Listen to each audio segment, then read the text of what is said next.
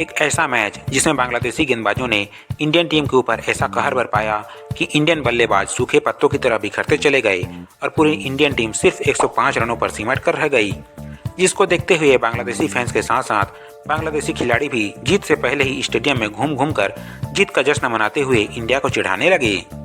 तो क्या Indian team इस छोटे से टारगेट को बचा पाई या फिर बांग्लादेशी खिलाड़ियों ने मैच जीतकर नागिन डांस किया?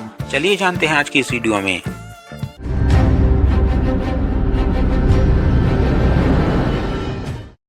दोस्तों, ये बात है साल 2014 की, जब इंडियन टीम सहारा कप खेलने बांग्लादेश गई थी। क्योंकि इस सीरीज में धोनी को आराम दिया गया था, इसलिए यहाँ टीम की कप्तानी दी गई थी सुरेश रैना को।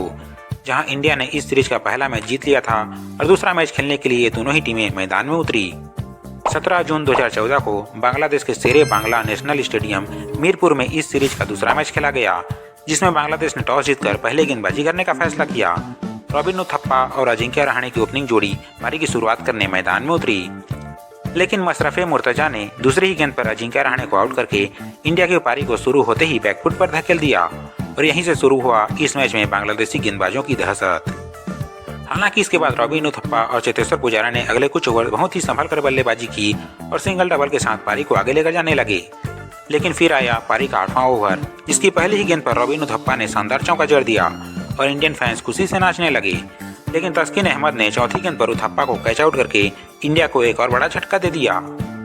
इंडियन टीम इस विकेट से संभल ही नहीं पाई थी कि 10वें ओवर में तस्किन ने अंबाती रायडू को भी आउट करके इंडिया को पूरी तरह से बैकफुट पर ला दिया। इंडियन टीम की पारी पूरी तरह से लड़खड़ा चुकी थी और अब इंडिया को एक मजबूत साझेदारी की जरूरत थी और ऐसी लड़खड़ाती हुई पारी को संभालने के लिए मैदान में आए कप्तान सुरेश रैना ने आते ही एक शानदार चौके से पारी की शुरुआत की और इंडियन फैंस को एक उम्मीद देने का काम किया। रैना ने इसके बाद अच्छी बल्लेबाजी की और बाउंड्री के ऊपर बाउंड्री लगाते हुए इंडिया के स्कोर को तेजी से आगे लेकर जाने लगे। लेकिन फिर गेंदबाजी करने आए तस्किन अहमद, जिन्होंने पुजारा को आउट करके इंडिया के ऊपर फिर से प्रेशर ला दिया और इस प्रेशर को बढ़ाने का काम किया मशरफे मुर्तजा ने पहले रिद्धिमान साहा को आउट किया और इसकी अगली ही गेंद पर अच्छी बल्लेबाजी कर रहे सुरेश रैना रन आउट हो गए। रैना के आउट होते ही बांग्लादेशी टीम एकदम से जीत का ही जश्न मनाने लगी, जैसे उन्होंने अब ये मैच जीत लिया हो। रैना को आउट करने के बाद बांग्लादेशी गेंदबाजों ने पूरी तरह से इंडियन बल्लेबाजों के ऊपर अटैक किया। पहले अल अमीन ने अक्षर पटेल को आउट किया, इसके बाद बॉलिंग करने आए तस्किन अहमद ने पहले स्टुअर्ट बिन्नी को आउट करके अपने विकेट का चौका पूरा किया और उसके बाद अमित मिश्रा को आउट करके तस्किन ने अपना पंजा खोला। बांग्लादेशी गेंदबाजों ने इस पारी में पूरी तरह से डोमिनेट किया, जिसके कारण इंडिया ने सिर्फ 86 रनों पर अपने 9 विकेट गंवा दिए थे। मोहित शर्मा और उमेश यादव इंडिया के आखिरी जोड़ी के रूप में मैदान में खड़े थे, जिसमें से उमेश यादव ने 1-2 बेहतरीन चौके तो जरूर लगाए, लेकिन जिस मैच में बल्लेबाज आउट होते चले गए उसमें भला बॉलर कितनी देर तक टिक पाते। और जब साकिब अल हसन इस पारी का 26वां ओवर डालने आए तो ओवर की तीसरी गेंद पर उमेश यादव एक बड़ा शॉट लगाने के चक्कर में कैच आउट हो गए और इंडियन टीम सिर्फ 105 रनों पर ऑल आउट हो गई। इतने कम स्कोर पर इंडिया को ऑल आउट करके बांग्लादेशी प्लेयर्स खुशी से जश्न मनाने लगे। उनको लग रहा था कि यह मैच तो बांग्लादेश आसानी से जीतने ही वाली है।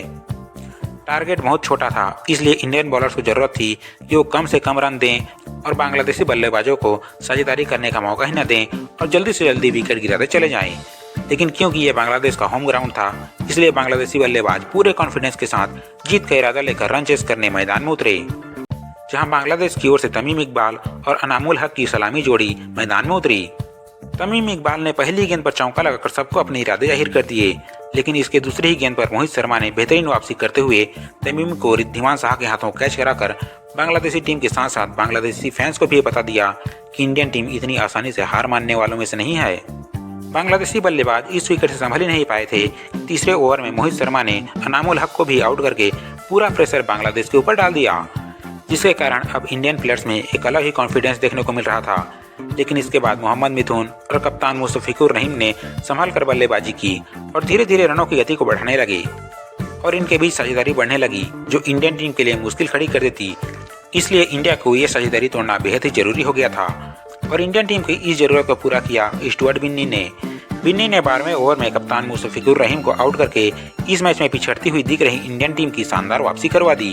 बांग्लादेश ने 44 रनों के स्कोर पर अपने 3 विकेट गंवा दिए थे, लेकिन ये तो इस मैच का बस ट्रेलर भर ही था, क्योंकि इसके बाद इंडियन बॉलर्स ने बांग्लादेशी बल्लेबाजों को अपना तांडव दिखाना शुरू किया, जिसमें पहले बिन्नी ने खतरनाक दिख रहे मोहम्मद मिथुन को आउट किया और इसके अगली ही गेंद पर महमूदुल्लाह को आउट करके बांग्लादेश की कमर ही तोड़ दी।